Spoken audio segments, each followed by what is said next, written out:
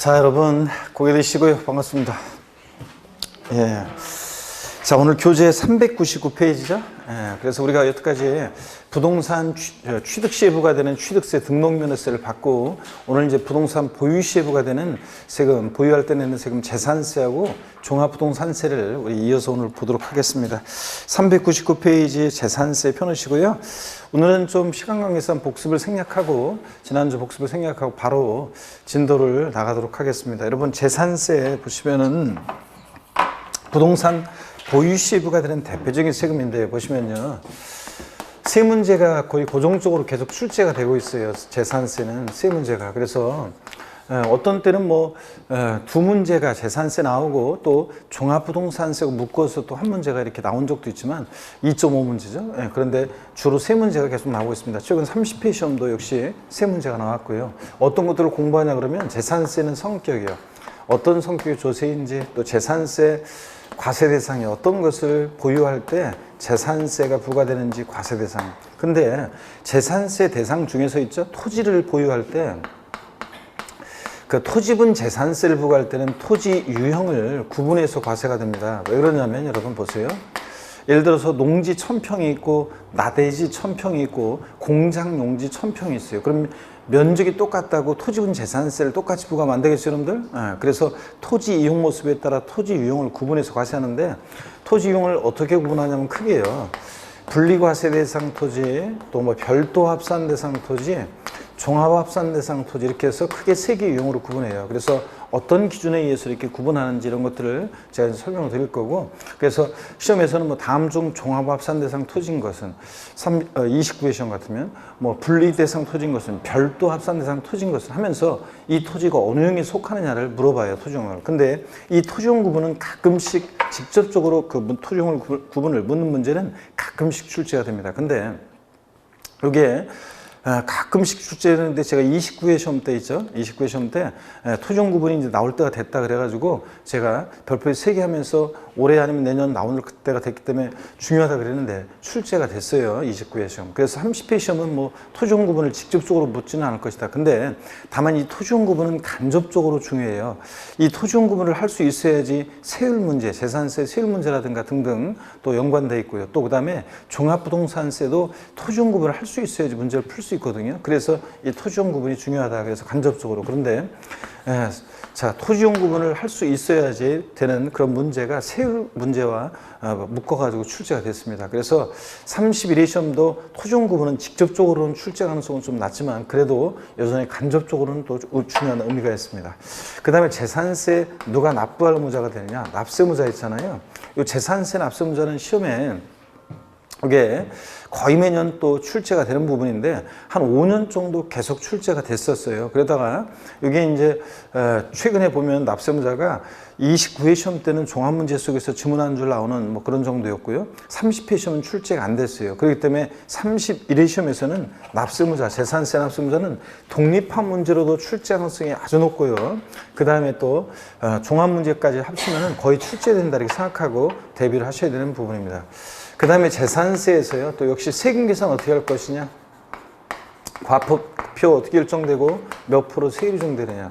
이 과세 표준과 세율은 자주 항상 다른 세금도 그렇지만 자주 출제되는 부분이고 항상 출제 1순위인데요.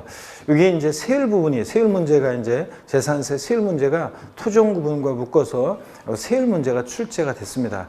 그런데 이 세율 문제가 30회 시험에서 출제된 것은 문제가 좀 어려운 문제였어요. 근데 자, 그 출제 형식에 관한 그 문제를 집중적으로 또 공부를 했던, 그 예상에서 공부했던 그런 문제 유형이었기 때문에 어려운 문제였지만, 우리가 평상시에 또 공부 수업을 잘 들으신 분들은, 또 막판 9월달 마무리 강좌를 잘 들으신 분들은 충분히 맞출 수 있었던 문제가 또 출제가 됐고요.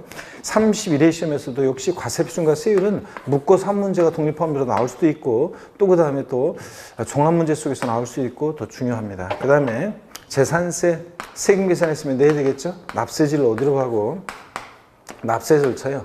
재산세는 보통 징수하는 세금이라고 조세 총론에서 배웠습니다. 지자체 장이 세금 계산에서 납세 고지서를 발부해서 징수합니다. 그럴 때 그 관련한 얘기들 시험에요. 항상 얘도 또 납세 절차도 출제 1순위입니다. 재산세는 세 문제 출제될 때 한 문제는 거의 종합 문제로 주요 내용들을 골고루 섞어서 물어보거든요. 그럴 때 이 납세 절차는 뭐 단골로 출제가 되고 31회 시험에서도 납세 절차가 나왔는데 또 이따가 말씀드리겠지만 우리가 2020년도에 또 내년도 중요 또 개정세법 내용이 또 여기 있어요. 그렇기 때문에 납세 절차 그것이 개정이 된다 그러면 자 납세 절차도 시험에 또 무조건 또 출제되는 부분입니다. 31회의 시험도 역시 30회에 이어서요. 그 다음에 어떤 경우에 재산세는 비과세 되느냐. 이 비과세도 28회 시험 때 출제가 되는데 독립화 문제로 근데 30회 시험에서 또 문제가 나왔어요. 그래서 비과세가 그래서 출제가 계속 되고 있는데 최근에 31회 시험은 독립화 문제보다는 종합 문제 속에서 지문한 줄 출제 예상하시면 되겠고요. 자, 그래서 우리 재산세 이런 것들을 테마로 해서 자, 공부하고 또 출제가 또 예상됩니다. 자, 그러면 재산세 먼저요. 우리 기초입문 과정에서는 각 세목들의 성격, 특징을 잘 공부하고 이해하고 그 다음에 이제 스플 한번 보고 우리가 다음 이제 기본서를 통해서 우리 다음 수업부터 본격적으로 이제 공부를 해야 되겠죠. 자, 그래서 먼저 399페이지 재산세 의미 특징인데 의의는 그냥 한번 편하게 읽어볼게요, 여러분들. 재산세는 재산이요. 토지, 건축물, 주택, 선박, 항공기 보유 사실에 대해 과세하는 대표적인 재산세는 보유세고요. 지방세 중에서 뭐 보편성, 안정성, 응익적 성격 이따가 말씀드리겠는데 응은 응할응이고요. 이건 수익성이에요. 줄글 필요 없어요, 여러분들. 응익성 그러니까 응익적 과세 그래서 응익과세하는 조사하는데 그 재산을 보유함으로 발생할 수 있는 수익성을 보고 부과하는 세금인데요. 응익과세적 성격을 가진 전형적인 대종세로서 시군구의 독립세로 그 수입을 일반 재정 수입에 충당하고자 하는 보통세가 다른데요. 제가 의미 특징에서 특징을 재산세 특징을 성격을 좀 더 자세하게 설명을 드리겠습니다. 여러분 여기 보세요. 재산세 성격이요. 특징은 어떤 성격 요소냐? 성격 특징을 보면 재산세는 여러분요. 재산세는 과세 주체는 뭐 시군구, 시장군수구청장, 그 다음에 특별자치도 특별자치시입니다. 그렇죠? 그리고 재산세는 여러분요.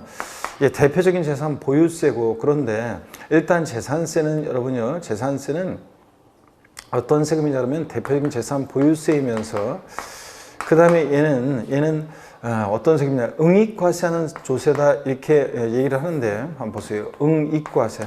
이 응익과세라는 것은 학자들이 쓴 표현인데 시험에는 나오지 않고요. 이해를 돕기 위한 거예요. 한번 보세요. 응할응이고 수익할 때 그 이게예요. 그래서 그 재산을 보유함으로 인해서 1년이면 이 정도 수익이 발생하겠구나. 그 재산을 보유함으로 발생할 수 있는 수익성에 응해서 부과하는 세금을 학자들이 응익과세 이렇게 얘기해요.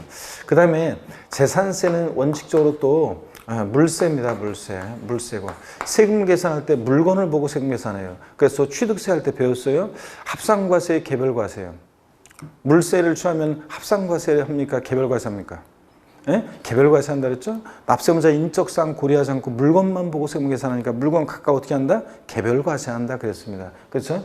그래서 건축물이나 주택 같은 것들은 물세입니다. 그래서 우리 동일한 시군구 관할구역 내 주택이 2채 이상이 있어도 30회 시험에도 나오고 그랬지만 자 소유자별로 합산한 과세표준금액에 주택의 세율을 적용한다. OX요. X입니다. 주택분재산세 계산할 때 어떻게 한다? 주택별로 각각 계산한다고 그랬습니다. 그런데 예외적으로 인세적 성격도 있죠. 토지의 경우에는 인세적 성격도 있어서 합산과세 한다고 그랬습니다. 소유자별로.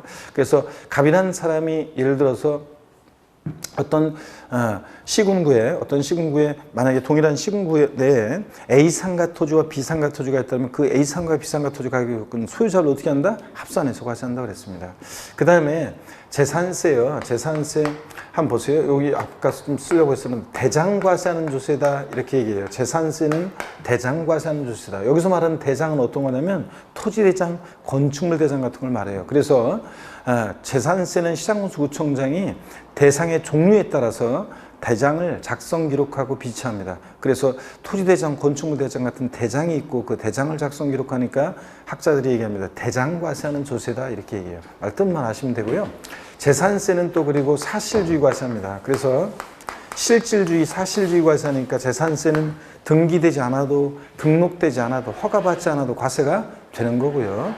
또 재산세는 또 현황부과입니다. 사실주의 과세하고 또 현황부과는 그런 세금입니다. 현황부과입니다. 그래서 30회 시험에서도 지문에 나왔지만 공부상 현황과 사실상 현황이 다르다. 무엇에 따라서? 사실상 현황에 따라 부과한다. 그렇잖아요. 과세 기준일 6월 1년제 공부상으로 농지로 되어 있는데 실제 농사 안 짓고 있다. 그럼 농지가 아닌 토지로 과세한다 그랬죠? 현황에 의해서 부과한다. 이런 것들. 그래서 재산세 이런 특징이 있고요. 자, 그 다음에 교재 우리 한번 399페이지에 보시면 399페이지 2장 납세무자와 과세 대상 여기를 봅니다. 자, 근데 납세무자 중요하다고 그랬죠? 요 납세무자 과세 대상이 납세무자 중요하다고 그랬고 별표 3개고. 근데 납세무자요. 요거 좀 이따 보고요. 먼저 과세 대상부터 제가 설명을 드리겠습니다. 401페이지요. 한 장 넘기시면 401페이지가 나오죠? 401페이지 과세 대상 여기부터 보겠습니다. 재산세는 어떤 것을 보유할 때 재산세가 부과될 것이냐? 요 401페이지 과세 대상 여기를 한번 보겠습니다. 자, 먼저 본문을 한번 보니까요. 재산세 과세대상 물건이 공부상 등재 현황과 사실상 현황이 다른 경우에는 무엇에 따라서요? 사실상 현황에 따라 재산세 부과한다. 이 현황부과 원칙, 실질과세 원칙 말씀드렸고 이해하면 되고, 그 다음에 402페이지 보니까 재산세 대상 5가지가 나와 있는데요. 제가 설명을 좀 드리겠습니다. 여러분 보세요. 여기 재산세 과세 대상이 어떤 것을 보유할 때 재산세가 부과되느냐? 자, 여기를 한번 보겠습니다. 자, 이제 본격적으로 보기 전에 스트레칭 한번 하고 본격적으로 보겠습니다. 자, 고개 목 운동부터 한번 합니다, 여러분들. 목 운동부터. 네. 자, 반대로도 돌리시고요. 네. 허리도 여러분 좌로, 우로 돌립니다, 여러분들. 아이고. 자, 기지개도 화끈하게 제끼시고. 좋습니다. 어깨 돌리시고요. 오늘 이제 그 저녁 때는 여기 합격자 모임이 있습니다. 합격자 모임이 있는데, 그죠? 합격자 모임인데 그 합격자 모임만 그 이런 말만 들어도 가슴이 좀 설레게 되는데 여러분들 내년에 여러분들이 당당하게 또 그 합격자 모임에서 여러분들이 또 그 학교의 기쁨을 만끽할 수 있기를 바라고요. 뭐 지금부터 여러분들이 지금 오신 분들은 뭐 지금부터 차분하게 여러분들이 공부하시면 뭐 내년에 합격자 모임에서 당당하게 여러분들이 나와서 여러분들 뽐낼 수 있으리라 믿습니다. 여러분을 뽐낸다는 건 어떤 거냐면 공부할 때는 막 추리닝 차림으로 막 그 다니시던 그러면서 막 대충 이렇게 막 그냥 그 맨 얼굴로 민낯으로 막 다니던 분들이 그 합격자 모임 같은 거 하면 집에 있는 고가의 옷을 걸치고 그 다음에 미용실도 갔다 오고 그 다음에 집에 있는 액세서리 막 다 하고 오잖아요. 그러니까 뭐 그 얼굴을 딱 봤을 때 이렇게 조명이 저기 하는 곳에서 보면 잘 못 알아보는 그런 수강생들도 있을 정도로 자, 어떡하네.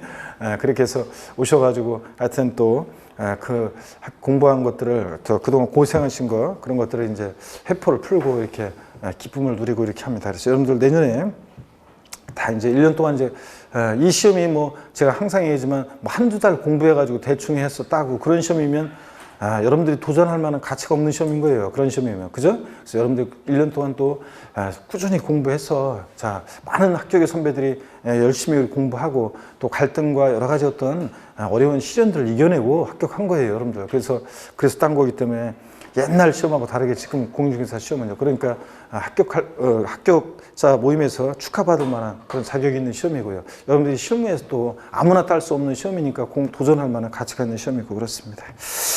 자, 402페이지. 자, 여러분 이제 봅니다. 이제 본격적으로. 설명을 한번 들어보세요. 재산세 과세 대상은요, 5가지가 있는데 어떤 거냐면 토지, 그 다음에 건축물, 또 그 다음에 주택이요. 주택. 그 다음에 선박, 항공기 이렇게 해서 5가지가 재산세 대상입니다.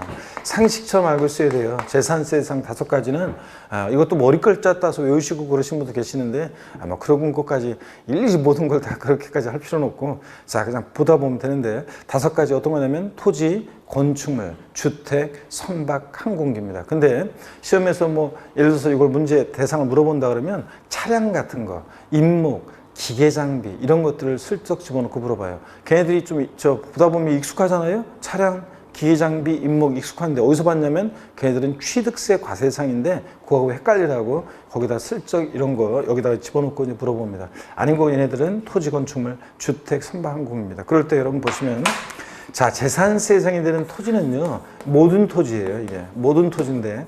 그래서 지적공무상 토지뿐만 아니라 사실상의 토지도 포함해요.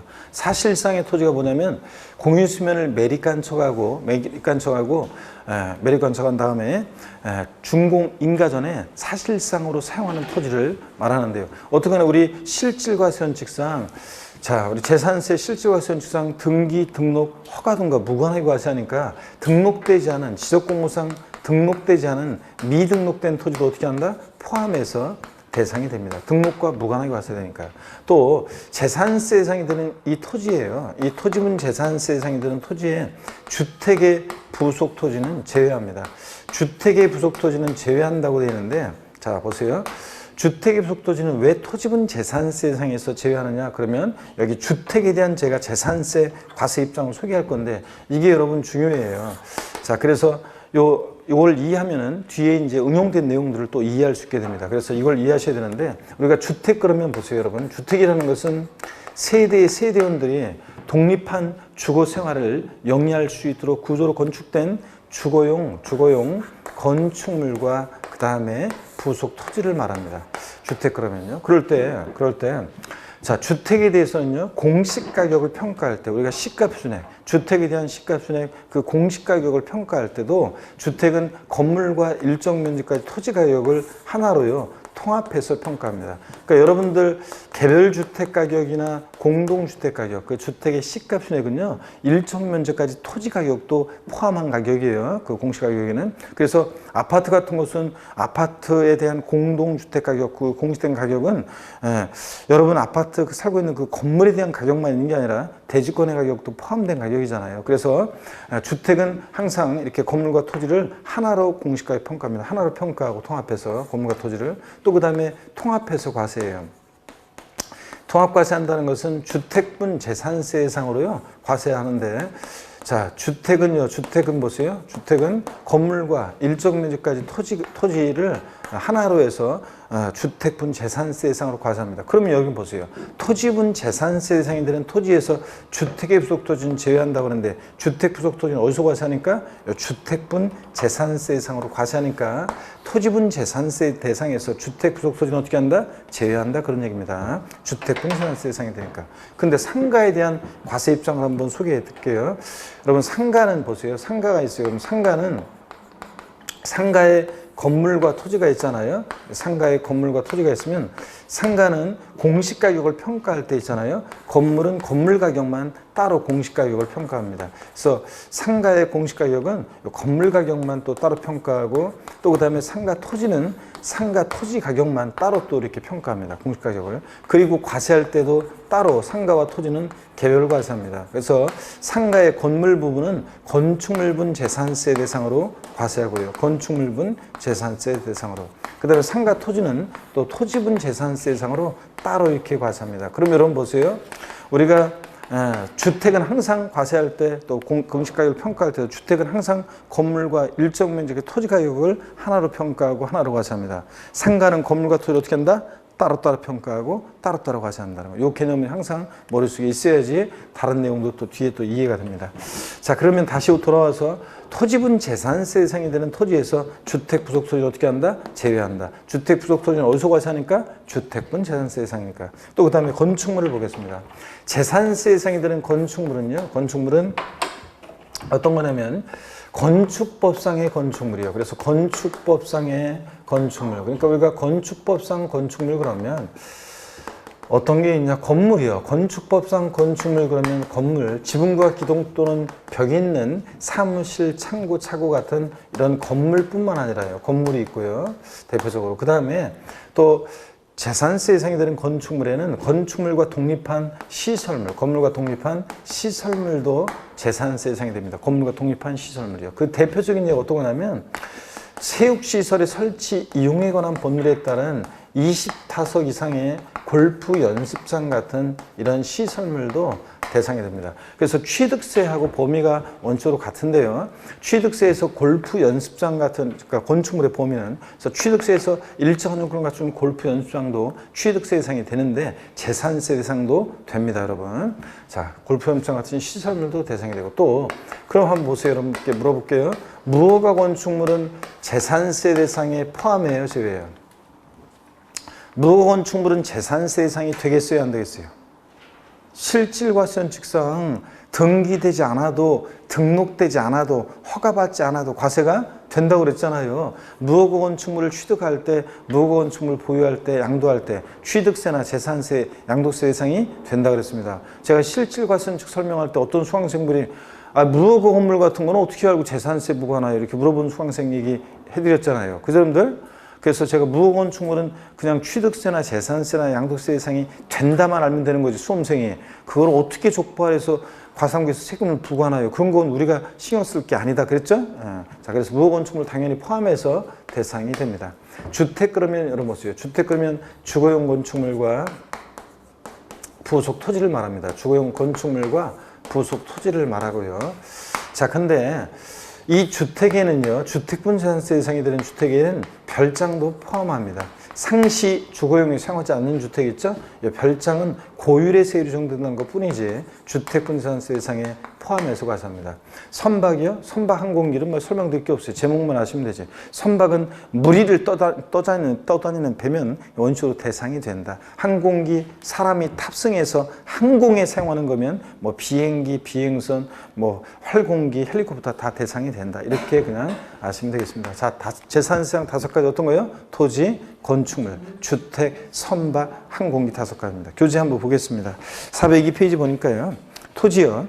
공간정보의 구축 및 관리에 관한 법률에 의해서 지적공부의 등록 대상이 되는 토지와 그 밖에 사용되는 뭐요? 사실상의 토지를 포함합니다. 실질과세원칙상 등록되지 않은 토지도 대상이 된다 그런 얘기고, 그 다음에 건축물은 취득세 대상인 건축물과 주택 제외하고 시설물, 건축물에 딸린 토지는 제외하고, 그러니까 시설물 같은 것도 대상이 된다. 그래서 시설물에서 대표적인 예를 제가 뭘 적어드렸어요? 골프 연습장 같은 이런 시설물도 대상이 된다.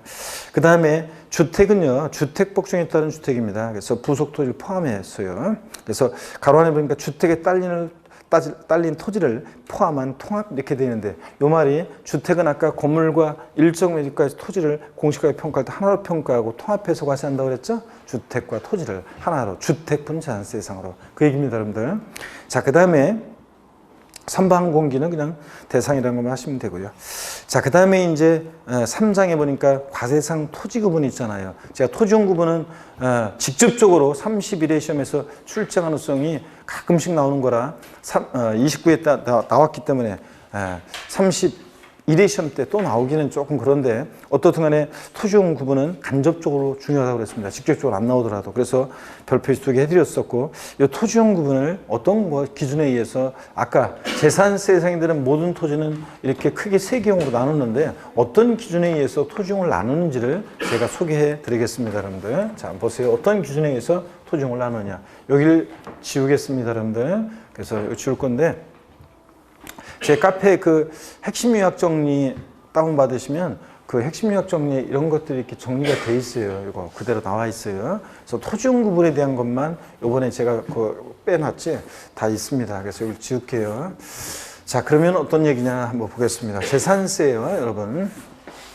토지용 구분은 어떻게 하는지, 어떤 기준에 의해서 하는지 우리가 간단하게 한번 살펴봅니다. 자세한 그 이제 토지용에 관한 것은 기본소가 나오면 양이 상당히 많거든요. 그 기본소 나오면 우리가 1, 2월, 3, 4월 우리가 이렇게 한 번에 못 배우고 1, 2월, 3, 4월로 나눠서 이렇게 이제 심화해서 이제 배우게 됩니다. 오늘은 어떤 기준에 의해서 토지용을 구분하는지만 소개해 드리겠습니다. 여기 보세요, 여러분. 재산세 대상이 되는 토지는 모든 토지인데, 그 토지분 재산세 부과할 때 토지는 공급이 제한되다 보니까 그 바탕에는 토지 공개념적인 요소가 그 바탕에 있습니다. 자, 우리가 토지 공개념 그러면요, 여러분이 공법에서 배워요. 국토의 계획 및 이용에 관한 법률에서 보면 토지를 이용할 때는 공공복리 증진에 맞게 이용해라. 자기 땅이라고 지멋대로 이용하면 안 된다. 또 땅덩어리 잡고 인구 많은 나라니까 효율성 있게 이용해라. 효율적으로 효율성 있게 이용해라. 또 그 다음에 잘 이용한 다음에 자손만도 물려줘야죠. 자연환경 보존에 유의하면서 이용해라. 이렇게 우리가 얘기하고 있습니다. 그랬을 때 이것을 우리 세법에서 물어보는 건 아니고요. 배경적으로. 그래서 이걸 바탕으로 해서 자, 재산세 대상이 되는 토지는 모든 토지잖아요. 그래서 이 모든 토지에 대해서 토지분 재산세를 부과할 때 토지 이용 모습에 따라 토지용을 나누는데 먼저 생산 관련 토지 이용 모습이 있고요. 또 생산된 것을 우리 소비자에게 유통시켜주는 유통 상업적 목적의 토지 이용 모습도 있고요. 유통 상업적 목적의 토지 이용 모습도 있고, 그 다음에 또 지상에 건축물이 없는 땅, 나대지, 또 잡종지 같은 또 토지 이용 모습도 있습니다. 자, 잡종지가 어떤 거냐 이런 것들은 여러분들이 지적법에서 이제 배우게 되는 거고요. 나대지 잡종지 같은 토지 이용 모습도 있고요. 또 그 다음에 사치성 재산 토지 이용 모습도 있습니다. 여러분 우리가 사치성 재산 토지 그러면 어떤 게 있냐? 사치성 재산 토지 그러면 사치성 재산 토지는 고급 오락장용 토지나 골프장용 토지 같은 이런 토지 이용 모습도 있습니다. 자, 그래서 재산세 대상이 되는 토지, 모든 토지를 이렇게 크게 토지 이용 모습에 따라 나눠요. 그럴 때 생산 관련 토지 이용 모습으로서 대표적인 것은 어떤 게 있냐면, 생산 관련 토지로서 대표적인 것은 어떤 게 있냐면 농지, 그 다음에 목장, 그 다음에 예외적인 임야가 있습니다. 여러분 여기 임야를 보세요. 제가 임야에다가 특별히 꽃 표시를 했는데 왜 그러냐면, 여러분들이 어디 개인이나 법인이 어디 시골에 임야를 갖고 있잖아요. 그럼 그 임야는 나대지 잡종지처럼 취급해요. 여러분들이 시골에 임야 갖고 있으면 그 임야는 나대지 잡종지처럼. 근데 제가 꽃 표시한 요 임야는 나중에 기본서를 보면 나오는데 산림보호, 육성 등을 위한 공익 목적의 일정한 임야가 있어요. 법에 열거가 되어 있는데 그 법에 열거된 일정한 임야들, 또 종중이 수여하는 임야, 또 공익 목적의 일정한 열거되어 있는 그런 임야들은 농지 목장과 함께요, 세율이 낮습니다. 재산세에서 나중에 이제 세율 배울 때 이제 가장 세율이 낮은 게 어떤 거냐면 얘네들이에요. 얘네들은 토지용 모습이 토지 공개념에 부합하고 사회적인 기여도와 효용 가치가 있기 때문에 농지, 목장, 예외적인 임야는 제일 낮은 0.07%의 재산세 세율을 적용합니다. 미리 말씀드리면. 그 다음에 또 보시면 공장 용지 같은 게 있어요. 공장 같은 것은 역시 또 토지용 모습이 사회적인 기여도와 효용 가치가 있잖아요. 근데 얘네들은 자연환경을 좀 해치면서 이용하니까 공장은 농지 목장보다는 조금 세율이 높아요. 0.2%예요. 그렇지만 여전히 얘네들은 낮은 저율의 세율을 적용합니다. 그래서 낮은 저율의 세율을 적용해서 다른 토지와 합산하지 않아요. 농지는 농지, 목장, 공장인 공장, 다른 토지와 합산하지 않고 분리해서 과세하는 저율 분리과세 대상 토지로 구분합니다. 자, 그러면 저율 분리 대상 토지, 그러면 어떤 게 저율 분리 대상 토지냐? 대표적으로 농지, 목장, 예외적인 임야, 공장 용지 같은 걸 말합니다. 그러면 농지나 목장, 예외적인 임야, 공장 용지가 나왔다. 그러면 얘는 어느 유형의 토지로 토지용 구분할 때 토지분 재산세를 부과한다고요? 저율 분리대상 토지로 과세한다는 거. 그 다음에 유통 상업적 목적 토지로서 대표적인 토지용 모습은 어떤 게 있냐면 상가나 사무실 같은 일반 건축물의 부속 토지로서요. 상가나 사무실 같은 일반 건축물의 부속 토지. 얘네들이 대표적인데요. 흔히 우리가 상가 토지 같은 이런 것들은 토지용 구분할 때 별도로 얘네들을 모아요. 그래서 별도로 모아서 소유자별로요. 당해 시군구 관할 구역 내에 이 상가 토지는 소유자별로 합산해서 과세하는 별도 합산 과세 대상 토지로 구분합니다. 여러분 합산한다는 것은 토지는 예외적으로 인쇄 성격이 있다고 그랬죠? 합산한다고 그랬으니까 얘네들끼리 상가 토지끼리 소유자별로 합산한다 그런 얘기입니다. 같은 유형끼리. 그 다음에 나대지 잡종지 같은 거 있죠? 얘네들은 짬뽕이잖아요. 그러니까 종합적으로 얘네들을 모아요. 그래서 종합적으로 모아서 역시 같은 얘네들 나대지 잡종이라든가 같은 유형끼리 소유자별로 합산해서 과세하는 종합 합산 과세 대상 토지로 구분합니다. 여기서 합산한다는 것은 역시 소유자별로 합산한다 그런 얘기예요. 근데 이 종합합산 대상 토지는 나대지 잡종지만 토지용 구분할 때 재산세에서 종합합산 과세하는 게 아니라 보세요. 여기 분리과세 대상 토지라든가 분리대상이나 별도 합산 대상에 속하지 않는 토지는 다 뭐가 되냐면 나대지 잡종지와 함께 종합합산 대상 토지로 과세해요. 여러분들이 지적법에서 토지 지목은 1번부터 28번까지 지목이 있다고 배웠나요? 네? 그랬을 때 1번부터 27번까지 지목에 속하지 않으면 다 뭐가 됩니까? 28번 잡종지 된다고 그랬잖아요. 잘 모르겠으면 뭐 찍으라고 배워요? 28번 잡종 찍으라고 배우잖아요. 자, 그런 것처럼 분리 대상이나 별도 합산에 속하지 않은 나머지 토지는 다 뭐가 되냐? 종합합산 대상 토지로 과세합니다. 나대지 잡종지와 함께. 또 사치성 재산 토지로서 고굴학장, 골프장 토지 있잖아요. 얘네들은 토지용 모습이 토지공개념에 부합하지 않기 때문에 높은 고율의 세율을 적용해서 다른 토지와 합산하지 않고 분리해서 과세하는 고율 분리 대상 토지로 과세합니다. 자, 역시 그래서 여기 보세요. 분리 대상 토지인데 토지용 모습이 사치성산 토지, 고급락장이나 골프장 토지는 토지공개념에 부합하지 않잖아요. 그러니까 토지용 모습이 높은 고율의 세를 정하는데, 그럼 분리대상 토지는 지금 보니까 뭐와 뭐로 나눠지느냐? 분리대상 토지는 고율 분리대상 토지와 뭐로요? 저율 분리대상 토지로 이렇게 분리과세하고 있습니다. 자, 그러면 재산세 대상이 되는 모든 토지를 면적 똑같다고 똑같이 세금을 부과할 수 없으니까 토지 이용 모습에 따라 토지용을 나누는데 크게 어떻게 나누냐고요? 분리과세 대상, 별도 합산, 종합합산 대상 토지로.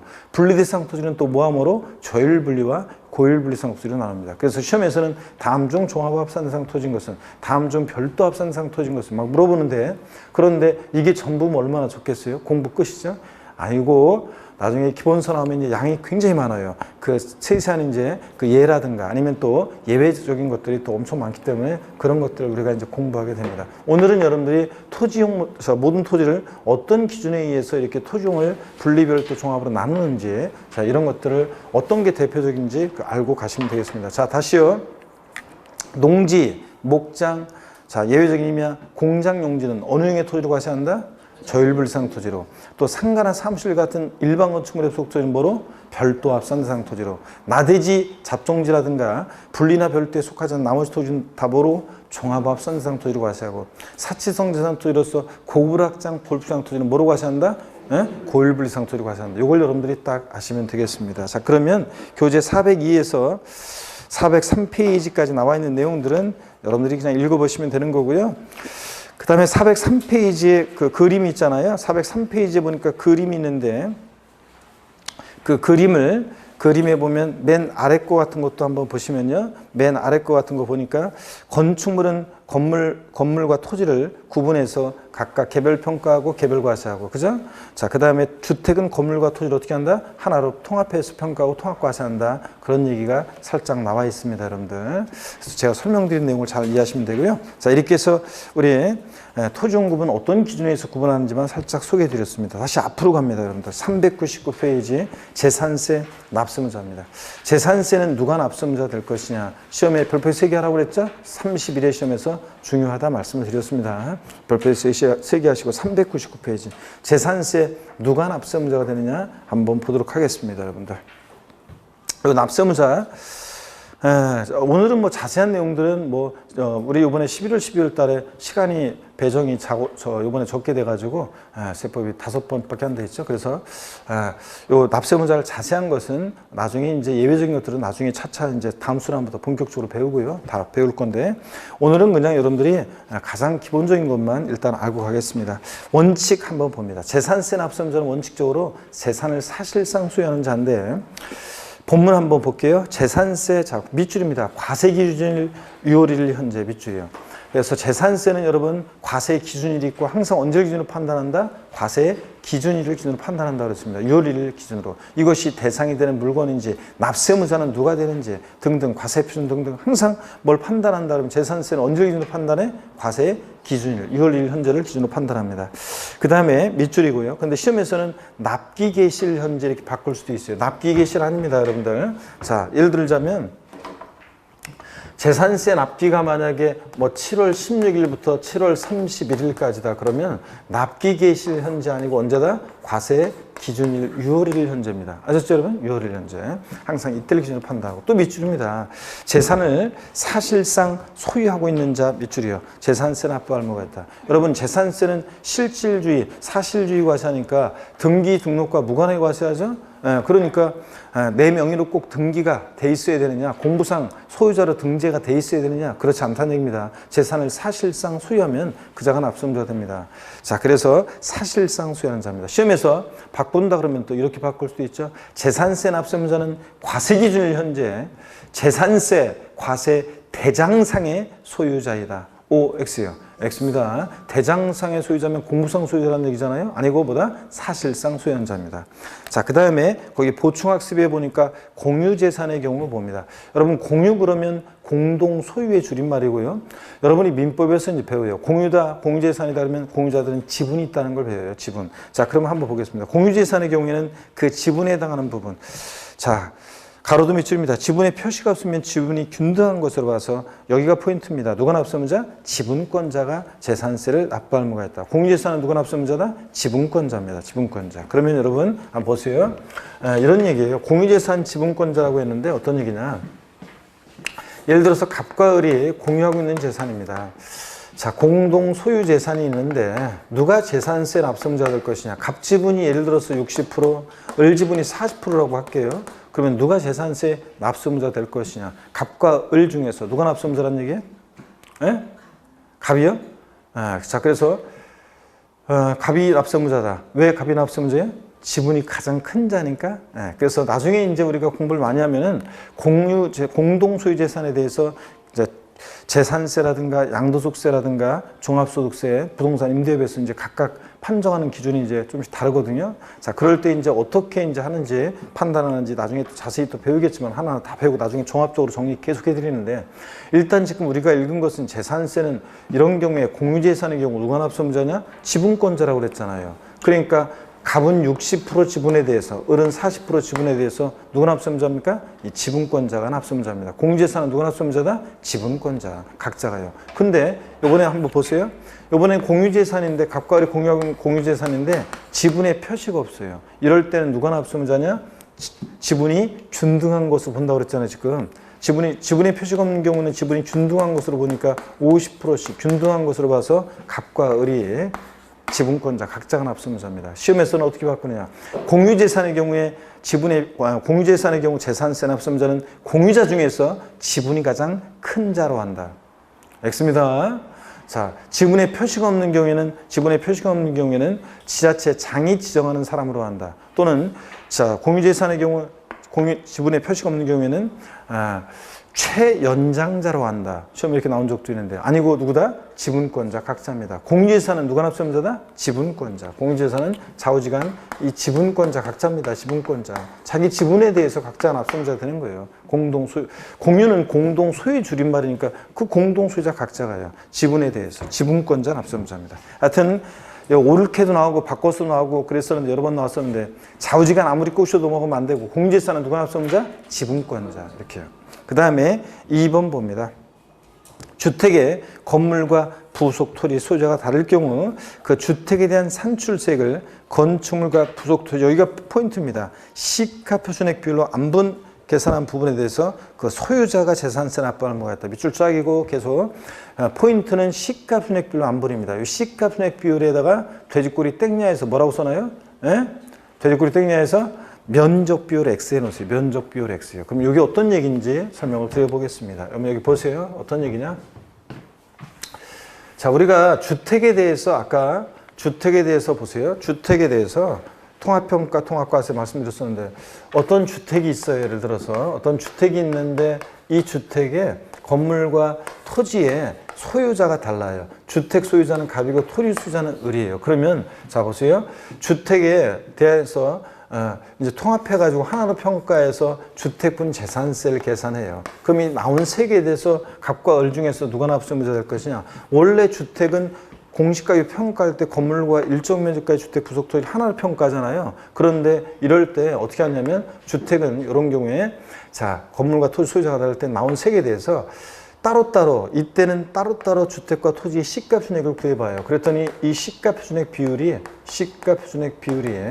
이게 이제 6대 4의 비율이다. 자 그러면 이 나온 세 개에 대해서 60%는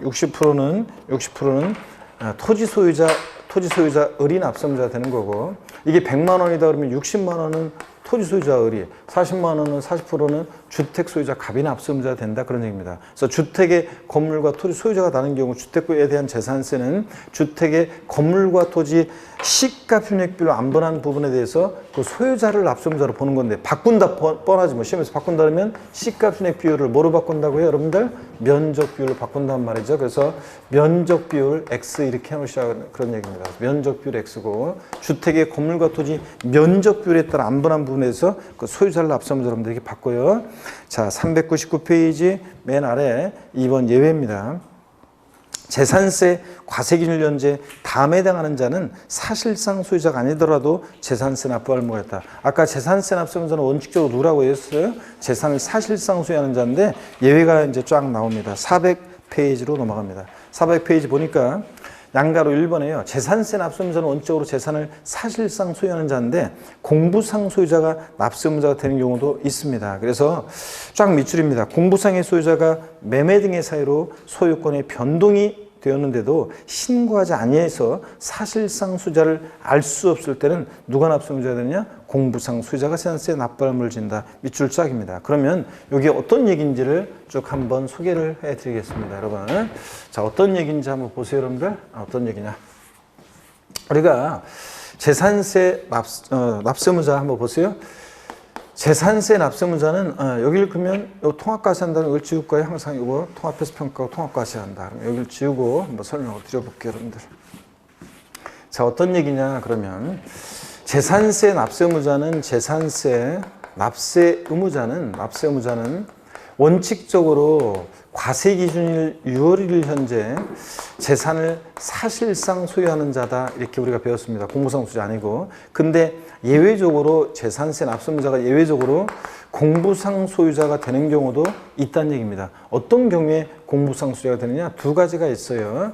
근데 한 가지가 지금 우리가 금방 본 거예요. 어떤 거냐면 보세요. 권리 변동이 있는데 권리 변동 등의 사실이 있는데 그 권리 변동 등의 사실을 신고 안 해서 과세권자가 사실상 소유자가 누군지 알 수 없을 때 공부상 소유자랍니다. 지금 우리가 밑줄 그은 게 금방 이 얘기예요, 지금. 자, 그러면 이 얘기가 어떤 얘기인지 한번 또 예를 들어볼게요. 여러분들 이렇게 봅니다. 예를 들어서 갑이라는 사람과 을이라는 사람이 부동산을 거래를 합니다. 매매를 하는데, 예를 들어서 매매하는데, 만약에 계약금, 중도금, 잔금을 2020년 5월 31일 날 잔금을 치렀어요. 소유권 이전 등기는 6월 20일 날 등기가 됐어요. 그러면 여러분 보세요. 당연도 재산세 납세무자는 누가 될 것이냐? 그러면 언제 기준으로 납세무자를 판단해요? 과세 기준 6월 1일 기준으로요. 6월 1일 날 봤더니요. 자, 공부상으로는 여전히 매도인 갑소유자? 등기가 6월 20일 날 됐으니까 6월 1일 현재 공부상 소유자는 매도인 갑이잖아요. 그죠? 근데 5월 31일 날 잔금을 치렀으니까 6월 1일 현재 열세 받아가지고 등기 전에 필요한 잔금 치름과 동시에 열세 받고 등기 전에 필요한 서류 넘겨받았을 거 아니에요. 그럼 이 재산을 사실상 지금 소유하는 자는 누구예요? 매수인 을입니다. 그랬을 때 재산세 납세무자는 원칙적으로, 자 보세요. 과세 기준일 6월 1일 현재 재산을 사실상 소유하는 자가 납세무자라고 그랬잖아요. 금방. 그렇잖아요. 6월 1일 현재. 예. 공부상 소유자로 등재 안지가 안 돼 있어도. 근데 여기서 전제로 깔고 있는 것은 사실 이런 게 있어요. 우리가 나중에 이제 나오는 건데요. 여기 보세요, 여러분. 권리 변동이 있는데, 잘 보세요. 권리 변동이 있는데 과세 기준일까지 등기가 이행이 안 됐을 때는요. 공부상 소유자가요. 나중에 배우는 건데 과세 기준일 6월 1일로부터 10일 이내, 그러니까 6월 10일까지 있잖아요. 이런 권리변동 사실 계약서를 첨부해서 시장군수한테 신고해 주게 돼 있어요. 자, 그러면 신고를 했어요. 그러면 공무원이 딱 보니까 세무 공무원이 보니까 아직 등기는 안 됐는데 5월 30일에 잔금을 치렀으니까 6월 1일 현재 재산을 사실상 소유하는 자는 매수인 을이네. 그래서 매수인 을이 납세무자가 되는 거예요. 자, 그런데 이런 신고를 하게 되면 공인돼 버렸네. 신고를 하면. 근데 보세요. 이렇게 권리 변동이 있는데 과세기준일까지 등기가 이행이 안 되는데 그러면 공부상 소유자 계약서 첨부해서 신고해 주게 되는데 이런 신고를 안 했어요. 그러면 과세권자는 언제 잔금 치르고 이런 걸 모르잖아요. 자, 그래서 사실상 소유자가 권리 변동이 있는데 권리 변동 사실을 신고 안 해서 언제 잔금 치르고 이런 걸 몰라. 그래서 사실상 소유자를 알 수 없어요. 그럼 누가 납세무자가 되는 경우도 있다고요? 공부상 소유자가 되는 경우도 있다는 얘기입니다. 이런 때는 매도인이 납세무자가 됩니다. 아셨죠, 여러분? 네. 만약에 6월 1일 이전에 잔금도 치러지고 등기까지 됐어. 6월 1일까지. 잔금도 치러지고 매수인이 등기도 다 매수인명으로 됐어. 그러면 당연도 재산세 납세문제는 완벽하게 누가 되는 거예요? 매수인이 되는 거예요. 자, 6월 1일까지 잔금이 치러지고 등기도 됐다 그러면. 근데 이렇게 권리변동이 있는데 과세금까지 등기가 이행이 안 됐을 때는 공부상 소유자가 계약서 첨부해서 신고적이 되는데 이런 신고를 하면 사실상 소유자가 누군지 알게 되니까 매수인 사실상 소유자인데 자 이런 신고를 안 해서 사실상 소유자가 누군지 알 수 없다. 그럼 누가 된다고요? 공부상 소유자가 되는 경우도 있다는 얘기입니다. 또 하나가 이제 종중재산과 관련한 건데 여기 보세요. 공부상 개인 명의로 등재되어 있어요. 공부상 개인 명의로 등재되는데 실제는 실제는 종중재산이에요. 근데 공부상으로는 개인 명의로 등재되어 있는 재산인데 종중세임을 신고 안 했을 때 공부상 소유자가 되는 거는 어디에 나오냐면 그 옆에 교재에 보면은 401페이지 양가로 4번에 나와요. 401페이지 양가로 4번에 보니까 종중재산의 공부상 소유자요. 공부상의 개인 등의 명의로 등재되어 있는 사실상 종중재산으로서 종중수임을 신고하지 않았을 때는 공부상 소유자가 재산세 납부할 의무를 진다. 그래가지고요. 실제는 종중재산인데 공부상 개인 명의로 등재되어 있어요. 종중수임을 신고 안 하면 과상국 입장에서 이게 실제 종중재산인지 어떻게 알아요? 그러니까 그냥 공부상 소유자로 등재되어 있는 그 개인한테 재산세 고지서를 보내겠죠? 근데 법령의 반대속으로 그러면 종중수임을 신고했어요. 그러면 종중재산인지 알게 됐죠? 그때 누가 납세문제가 돼? 종중. 실질에 의해서 부과하기 때문에 그때는 종중이고 종중세임을 신고 안 해서 안 했다. 사실상 종중재산을 알 수 없다. 그럼 누가 납세문제자? 공부상 소유자고. 자 이렇게 합니다. 그래서 재산세 납세문제로 원칙 재산을 과세 유효일 전체 사실상 소유하는 자입니다. 예외적으로 이렇게 공부상 소유자가 되는 경우도 있다는 거. 시험에서는 여기 보세요. 시험에서는 이거를 어떻게 물어봤었느냐 한번 보세요. 시험에서는 자, 보세요. 여기를 최근에 물어봤던 것은 권리변동 등이 있는 경우에 권리변동 사실을 신고 안 해서 사실상 소유자를 알 수 없을 때는 공부상 소유자가 아닌 사용자이다.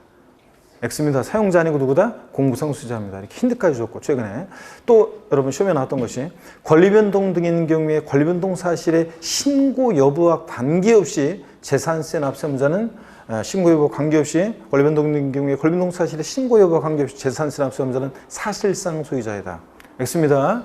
무조건 사실상 소유자가 되는 게 아니라 권리변동 사실을 신고하게 되면 사실상 이제 언제 잔금 치르시고 그래서 사실상 소유자가 누군지 알게 되니까 자 권리변동 사실을 신고하면 누구고 사실상 소유자고 권리변동 사실을 신고 안 해서 사실상 소유자가 누군지 알 수 없을 때 누구고 공부상 소유자가 되고요. 아시죠 여러분? 이렇게 해서 원칙과 예외를 요걸 딱 알아둡니다. 자 그리고 양가로 6번만 한번 볼게요. 양가로 6번 수탁자요. 시험에 여러 번 나왔는데요. 신탁법에 따라 수탁자 명의로 등기 등록된 신탁재산의 경우 위탁자별로 구분된 재산에 대해서는 밑줄입니다. 누가 납세문제냐 쭉 밑줄인데 누가 납세문제 포인트? 수탁자가 납세문을 준다. 자, 요거 밑줄이고요. 자, 신탁재산의 경우 수탁자가 납세문제인데 이것도 어떤 건지 설명을 드릴게요. 여러분 여기 봅니다. 요건 어떤 거냐면 이런 거예요. 우리가요. 여기 보세요. 어떤 거냐면 요거는 자, 신탁법에 의한 신탁을 합니다. 신탁법에 의한 신탁을 해요. 그러면 자 믿고 맡기는 사람이 누구냐면 갑과 을이 있어요. 위탁자예요. 믿고 맡기는 사람 위탁자가 있고 그 다음에 믿고 맡는 사람 병수탁자가 있어요. 병이 수탁자입니다. 자 예를 들어서 갑은 만약에 A 토지하고 A 다시 토지를 신탁했고요. 을은 B 토지를 신탁했어요. 그러면 위탁자별로 구분되는 이 신탁 재산에 대해서 자 신탁하게 되면 병명의로 등기가 이루어지겠죠. 수탁자 명의로. 그랬을 때 재산세 납세문자는 누가 되느냐는 건데 누가 납세문자라고요? 이 수탁자가 납세문자예요. 근데 여기 이제 예전에는 이제 이게 몇 년 전까지는 위탁자였었는데 이게 이제 바뀐 지 한 4년 됐는데요. 자, 수탁자로 개정이 된 건데 자, 어떻게 된 거냐면 예전에는 위탁자였어요. 왜냐면 자, 신탁법에 의한 신탁을 해요. 대외적으로는 수탁자 명의로 등기가 된다 할지라도 대내적으로는 여전히 누구 거예요? 위탁자 거잖아요. 그죠? 그러니까 위탁자 거니까 세금은 우리 실질과세원칙 배웠어요. 명의와 상관없이 세금의 귀속을 어떻게 하라? 실질적으로 해라. 그렇잖아요. 그래서 세금의 실질과세원칙 배웠는데요. 실질 권리자와 명의자가 일치하지 않는다. 명의와 상관없이 세금의 귀속을 실질적으로 해라. 배웠잖아요. 그래서 명의와 상관없이 세금의 귀속을 실질적으로 해라. 위탁자 거잖아요. 예. 믿고 맡긴 거예요. 예, 대내적으로 위탁자. 그러니까 위탁자가 앞서 문제였었는데 자, 왜 수탁자로 바꿨냐고요? 그렇게 하다 보니까 어떤 문제점이 생겼냐면 사람들이요. 자, 과세권자 입장에서 보면 추징의 문제가 곤란한 게 생겨요. 일단 수탁자한테 명의자한테 재산세를 부과해야 되는데 고지서를 보내야 되는데 신탁재산은 실질 소유자인 위탁자한테 부과해야 되니까 위탁자를 찾아야 되고 또 위탁자가요 자기 명의로 된 재산은 다 신탁해놓고 다 빼돌려 놓고 나 배짜리로 나가. 그러면 자 체납자 재산을 압류해서 공매처분에 넘겨서 세금을 가져가야 되는데 자기 명의로 된 재산 하나도 없게 만들어 놓고 이렇게 해서 문제점이 생겼어요. 추징의 문제가. 그러다 보니까 이제 수탁자로 바꾼 겁니다. 그럼 수탁자를 앞서 문자로 하면 어떤 효과가 생기냐고요? 자 명의자인 수탁자한테 재산세 고지서를 보내면 수탁자가 위탁자한테 야 재산세 고지서 날라왔어 빨리 세금 줘 세금 낼 거 돈 줘 이렇게 해가지고 낼 거 아니에요. 만약에 안 주면 이 재산의 수익에서 발생하는 수익에서 알아서 재산세 낼 거 아니에요. 자 그런 식으로 그것도 뭐 없어? 그러면 어떻게 이 재산 팔아서라도 재산세 낼 거 아니에요. 그래서 추징의 문제 때문에 실질과세원칙의 예외로서 요 경우만 이 명의자인 수탁자한테 부과합니다. 결론이요.